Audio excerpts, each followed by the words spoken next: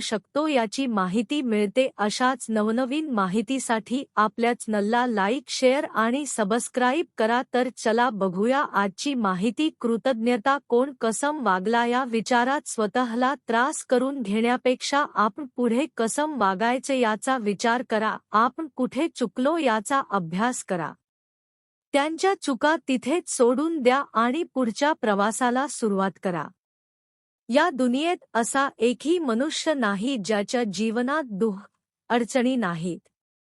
ज्याने सृष्टी निर्माण केली त्यालाही हे सर्व भोगावं लागले। आपण तर साधारण मनुष्य आहोत।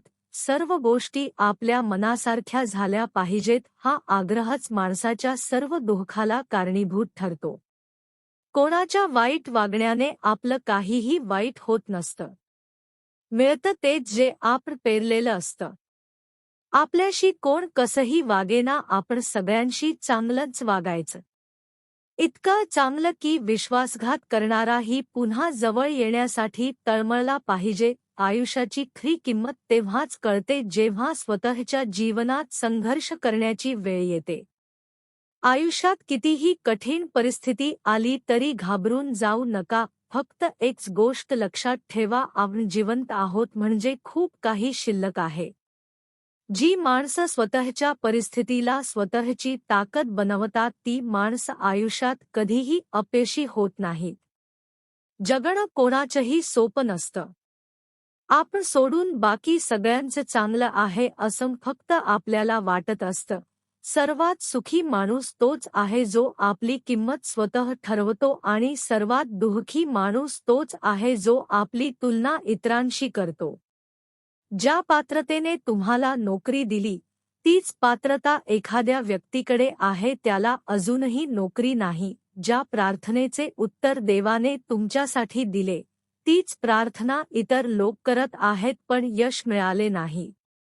तुम्ही रोज सुरक्षितपणे जो रस्ता वापरता तोच रस्ता आहे जिथे अनेकांनी आपले मौल्यवान जीव गमावले। ज्या मंदिरामध्ये देवाने तुम्हाला आशीर्वाद दिला त्याच मंदिरामध्ये इतर लोकही पूजा करतात तरीही त्यांचे जीवन विसंवादात आहे।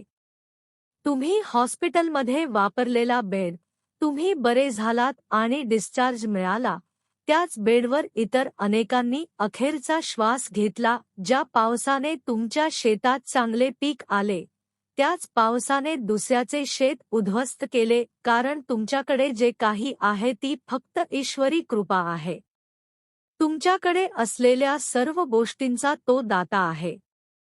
म्हणूनच तुमच्याकडे असलेल्या प्रत्येक गोष्टीसाठी कृतज्ञ रहा।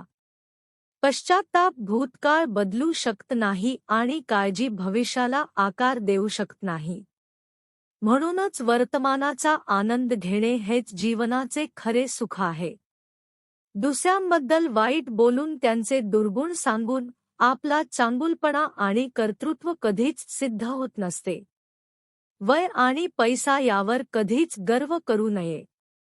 कारण ज्या गोष्टी मोजल्या जातात त्या नक्कीच संपतात। कठीण परिस्थितीमध्ये संघर्ष केल्यानंतर एक बहुमूल्य संपत्ती विकसित होते ज्याच नाव आहे आत्मविश्वास। जगणं हे आईच्या स्वाभिमानासाठी असावं आणि जिंकणं वडिलांच्या कर्तव्यापोटी। समोरच्या व्यक्तीशी नेहमी चांगले वागा, ती व्यक्ती चांगली आहे म्हणून नव्हे तर तुम्ही चांगले आहात म्हणून।